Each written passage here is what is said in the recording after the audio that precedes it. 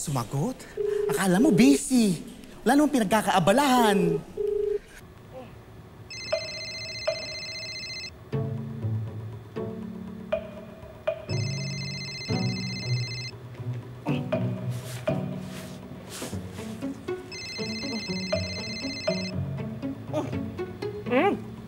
Hello? Wala ka? Bakit ang tagal mong sumagot? May chika ako. Hello? Bakla! Uwi na kayo! Isa mo na nag-message ako! Isalit na ako! Nasisit na ako ng stress! Basta eto. Itong si Bobby. Diyos ko, lovers quarrel na naman sila ni Tonyo. Parang kanina lang nandyan tayo, alalang-alala sa hostage taking. Tapos pagdating dito, yumakap agad. Gusto nga sa bunutan eh. Tapos pagbitaw, wala agad. Diba? Itong si Bobby parang si Raulo. Hello? Wow! Wow! Parang hindi mo talaga ko to! Nakinig ka muna sa akin! Umakakay na ako dito! Hello, Abdul! Hello! Ay, bakla, sige na. Mamaya na lang.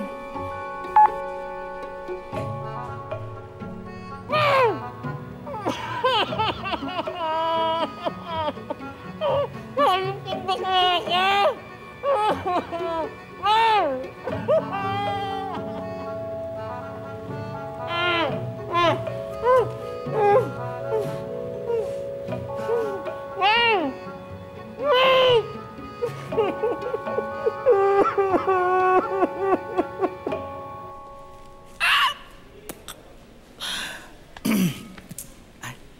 Hello, ako nga pala si Mar.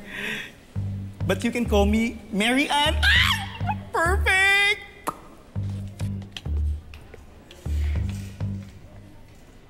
Mariano?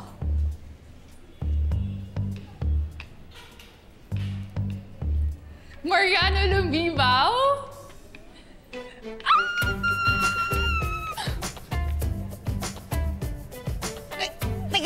Teka! Ano ba? Sino ka ba? Hindi mo na ba ako nakikilala? Donabel Meku Studio, 4th year Atis! Donabel? Ako nga! Ang kaisa-isang ex mo nung high school! Ah!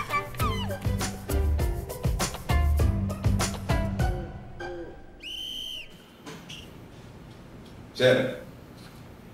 Kamusta? Oh, nasa si Garcia?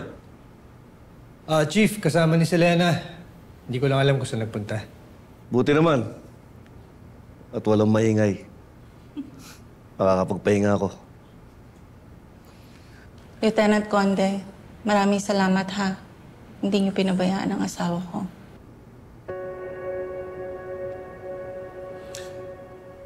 Hindi ko pa oras, mahal. Anong hindi mo pa oras? Sinuwerte ka lang. Siguro kaya nangyari ito sa'yo para mag-slow down ka sa work.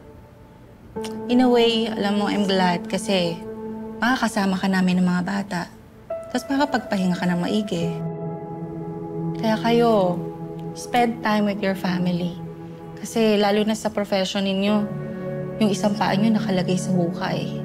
Alam ko mahalaga sa inyo yung tungkulin ninyo, pero ano pa bang mas mahalaga, di ba?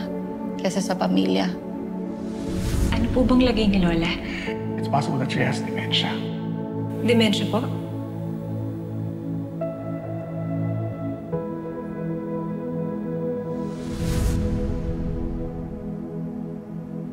Enriquez, anong ginagawa mo dyan?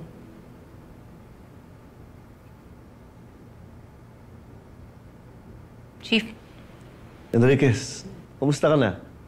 Babalik ka na ba? sa totoo lang, Chief, nagdadalawang isip pa ako nitong mga nakaraang araw. Pero nung narinig ko yung misis mo, nakapagdesisyon na po ako. Ma'am, tama ho kayo. Wala na pong masahalaga pa sa pamilya.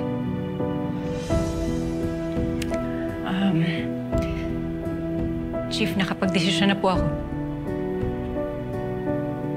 Magre-resign na po ako, Chief.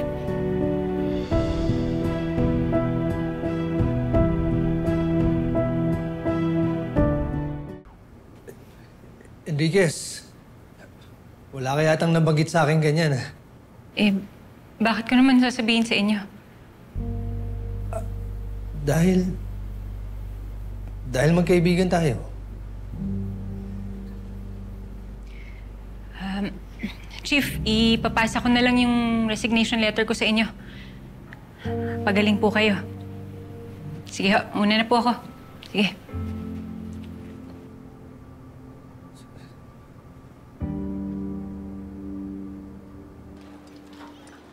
Ito. Okay na pala si Major Flores eh. Ito, nag-text si Bustonyo. Buti na lang, walang napahamak sa mga bossing natin sa Station 12. Diba, Vince? Uy, tamang tulala ito. Ha? Uy, pabebe ka kasi masyado, pare. Kung kinakausap mo na si Miss P, edi wala ka ng problema. Kulit nito, sinabihan na akong layuan siya, di ba? Natatakot ka magulpi uli. Kaya sinusunod mo yung gusto nila.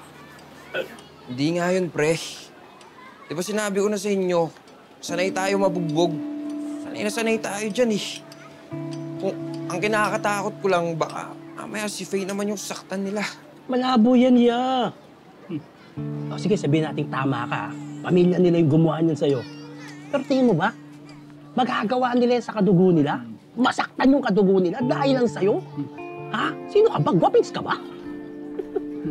Pre, di natin alam nila siya ng mga bituka ng mga mayayaman. Alam kong gagawa sila ng paraan para layuin kami ni Faye. Alam mo, dalhin siya sa mga lalayong lugar. Okay na yung nakikita ko siya ng malayuan kaysa lumayo siya ng totoo. Ba't hindi ka lumapit sa atin ni Faye? Kay Ma'am Bobby. Total, balang araw magiging hipag mo naman yun eh. Alam ko magkagalit si Bustonyo, pati si Ma'am Bobby eh. Baka pag lumapit lang ako kay Ma'am Bobby, mamaya saan niya ibuhos yung galit niya kay Bustonyo.